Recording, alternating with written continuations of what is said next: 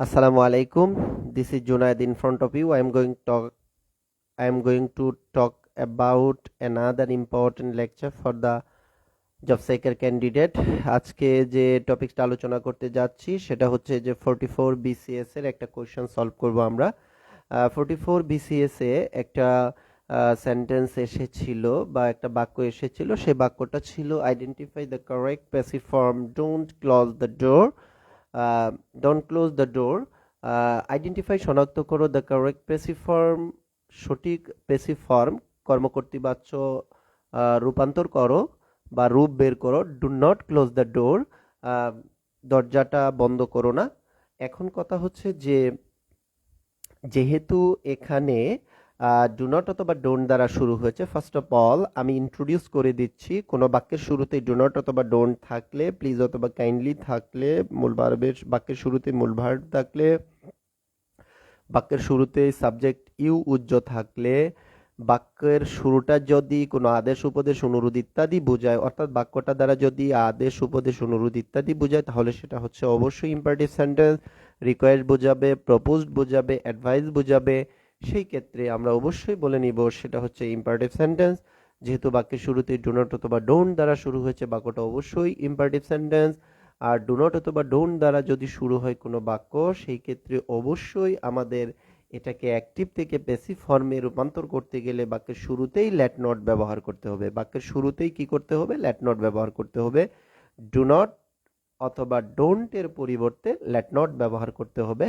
আর পরবর্তীতে হচ্ছে যে অবজেক্টটাকে বের করতে হবে। আমি নিচে চলে যাচ্ছি। নিচে নিচে আমরা একটা নোট এখানে অ্যাপ্লাই করেছি। আমাদের নোটটা হচ্ছে নোটটা হচ্ছে যে আমরা ডু নট অথবা ডোন্ট এর পরিবর্তে লেট নট ব্যবহার করেছি। নেক্সট হচ্ছে অবজেক্টটা খুঁজে বের করতে হবে। মূল ভার্বকে কি বা কাকে দ্বারা প্রশ্ন করলে যে উত্তর খুঁজে পাওয়া যায় সেটা অবশ্যই অবজেক্ট নামে পরিগণিত।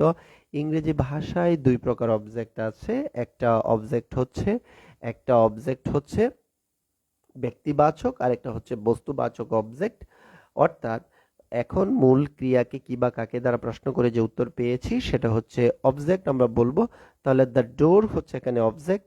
তাহলে আমরা বলতে পারি লেট নট এর পরে দ্য অবজেক্টটা আমরা ব্যবহার করব, যে অবজেক্টটা ব্যবহার করব সেটা হচ্ছে দ্য ডোর। নেক্সট হচ্ছে বি ব্যবহার করব, তারপরে হচ্ছে ভার্বের ভি3 অর্থাৎ পাস্ট পার্টিসিপল ফর্ম ব্যবহার করব।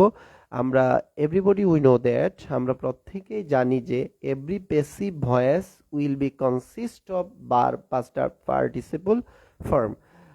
প্রত্যেকটা প্যাসিভ ভয়েস অবশ্যই বারবার পাস্ট পার্টিসিপল ফর্ম ব্যবহার করতে হবে। যেহেতু আমি আবার বলছি, বাক্যের শুরুতেই ডু নট অথবা ডোন্ট থাকলে সেক্ষেত্রে আমরা লেট নট ব্যবহার করব, অবজেক্ট খুঁজে বের করে তারপর ব্যবহার করব। সিকোয়েন্সি অনুযায়ী আমরা ব্যবহার করব। তার পরবর্তীতে হচ্ছে অবজেক্টের পরবর্তীতে হচ্ছে বি ব্যবহার করব, ভার্বের বি3 ব্যবহার করব।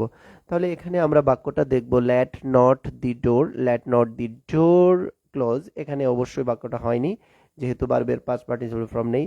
লেট নট এই পর্যন্ত আছে, অবজেক্ট দেয়া আছে, দ্য ডোর দেয়া আছে, বি দেয়া আছে, ভার্বের পাস্ট পার্টিসিপল ফর্ম দেয়া আছে। তাহলে ডেফিনেটলি আমরা এই এতটুক জায়গাকে আমরা বলতে পারি, আমরা এটাকে আমরা বলতে পারি নিঃসন্দেহে আমরা বলতে পারি এটা হচ্ছে যে সঠিক, অর্থাৎ কারেক্ট প্যাসিভ ভয়েস।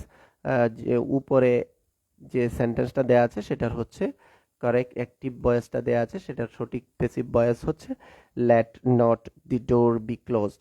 নেক্সট হচ্ছে পরবর্তী বাক্যগুলো আমরা একটু দেখতে পারি। যে let not be the door close, ভার্বের পাস্ট পার্টিসিপল ফর্ম নেই, let not the door closed দিটা নেই এখানে। সেক্ষেত্রে আমরা কারেক্ট হিসেবে ধরে নিব do not close the door, তাহলে হবে let not the door be closed. এটা হচ্ছে আমাদের ডিজায়ারেবল অ্যান্সার।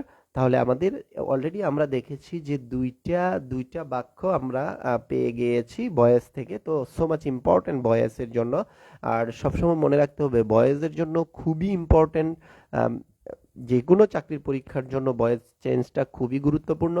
আর ভয়েস চেঞ্জটা করতে গেলে অবশ্যই আমাদের টেন্সটা খুবই ভালোভাবে জানতে হবে, এবং টেন্সের যে অ্যাক্টিভ ফর্মগুলো আছে, প্যাসিভ ফর্মগুলো আছে, সেগুলো আমাদের খুবই ভালোভাবে জানতে হবে। আর হচ্ছে যে সাধারণ যে রুলস অ্যান্ড রেগুলেশনগুলো বা সাধারণ যে গ্রামারের রুলগুলো আছে সেগুলোকে একটু ভালোভাবে বুঝে নিতে হবে।